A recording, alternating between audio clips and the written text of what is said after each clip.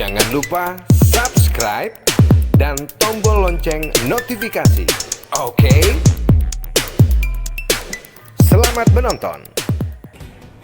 Saudara-saudara, FPI ini sudah ada sejak tahun 1998. Bahkan beberapa waktu lalu saya pernah mewawancarai Sekjen FPI, Saudara Munarman, tentang perjalanan FPI selama 22 tahun. Organisasi ini merupakan sebuah organisasi sosial kemanusiaan dan juga tentu saja dakwah, dan selama ini dianggap oleh sebagian dan bahkan sebagian besar masyarakat sangat bermanfaat, terutama ketika terjadi bencana kemanusiaan, bencana alam di berbagai tempat. Salah satu yang paling monumental adalah ketika terjadi tsunami Aceh tahun 2004 atau 16 tahun yang lalu. Nah, sekarang organisasi ini kemudian dinyatakan sebagai organisasi yang terlarang dengan alasan salah satunya tidak mempunyai legal standing. Dan legal standing ini adalah tidak terdaftar di Kementerian Dalam Negeri, yaitu apa yang disebut sebagai SKT, Surat Keterangan Terdaftar. Kita tahu bahwa ini sudah menjadi polemik sejak Juni 2019. Ketika itu ada hambatan-hambatan sehingga membuat organisasi FPI ini tidak bisa memperpanjang SKT-nya. Dan akhirnya mereka memutuskan untuk tidak mendaftar. Dan kita juga tahu bahwa konstitusi kita, Undang-Undang Dasar 1945, menjamin kebebasan. Kebebasan untuk berpendapat, baik lisan maupun tulisan, kebebasan untuk berserikat, yaitu berorganisasi dan berkumpul. Ini adalah bagian dari jaminan dasar konstitusi kita terhadap hak-hak rakyat, terutama yang menyangkut masalah hak demokrasi. Dengan adanya pelarangan ini tentu saja menimbulkan tanda tanya. Kenapa baru terjadi sekarang? Kenapa tidak terjadi ketika bulan Juni 2019? Kenapa selama ini dalam proses pada waktu itu dan sebelumnya justru juga cukup banyak pejabat-pejabat pemerintah yang mempunyai hubungan yang baik dengan pimpinan-pimpinan FPI dan juga dengan organisasi Front Pembela Islam. Kenapa itu terjadi? Dan kenapa diberlakukan sekarang? Ini adalah yang menjadi pertanyaan publik. Ada apa sebetulnya hingga 6 kementerian melakukan surat keputusan bersama menghentikan organisasi ini, seolah-olah ada sesuatu yang luar biasa. Saya melihat bahwa ini adalah persoalan bagi perkembangan demokrasi kita. Ini adalah sebuah pembunuhan terhadap demokrasi kita dan hak-hak untuk berserikat ataupun berkumpul.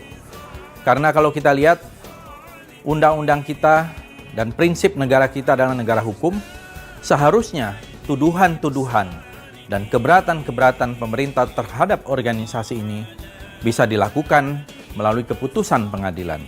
Bismillahirrahmanirrahim. Terkait keluarnya SKB Menteri untuk pembubaran FPI, 3 hal ingin saya sampaikan. Pertama, tentu sedih ya. Negara punya tugas membina, bukan membinasakan ormas ya. Seburuk apapun ormas mestinya bisa dibina dengan pendekatan yang sistematis, penuh kasih sayang sebagai orang tua, sebagai guru, dan sebagai pemimpin. Kasus FPI ini menunjukkan pola pembinaan ada yang harus kita perbaiki. Yang kedua tentu jika makin banyak pembubaran ormas, saya khawatir ini menunjukkan demokrasi yang sakit. Demokrasi yang sehat justru memberikan kebebasan dalam menyatakan pendapat, berkumpul, berserikat. Kalau makin banyak yang dibubarkan, tentu orang akan berpikir ada apa dengan demokrasi kita. Demokrasi yang sehat justru memberi tempat bagi semua perbedaan, semua pendapat tentu sesuai dengan koridor hukum dan konstitusi yang berlaku. Yang ketiga, kepada teman-teman FPI, negeri ini negeri demokratis, negeri ini negeri hukum. Monggo lakukan proses demokrasi, lakukan proses hukum, bisa mem-PT-UN-kan SKB.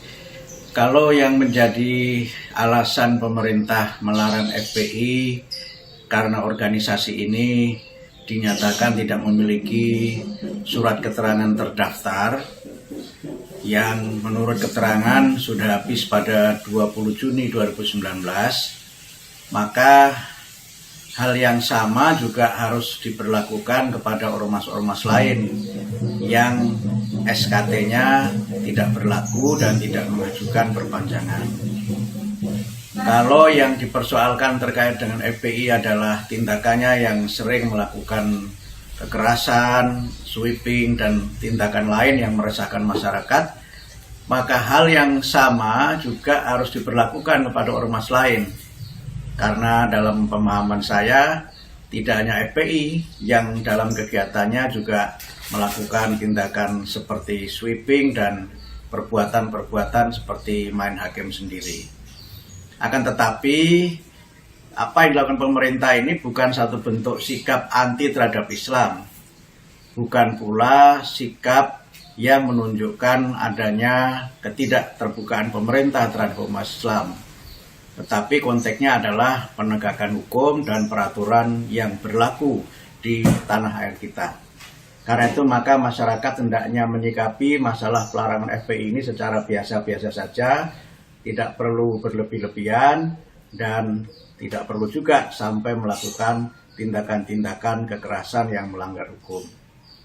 Intinya, pemerintah hendaknya menegakkan aturan dan hukum itu kepada semuanya, jangan hanya tegas dan keras kepada FPI, tapi kemudian membiarkan ormas lain yang tidak memiliki SKT, kemudian juga beberapa kegiatannya meresahkan masyarakat, dibiarkan begitu saja. Jangan lupa subscribe dan tombol lonceng notifikasi. Oke? Selamat menonton!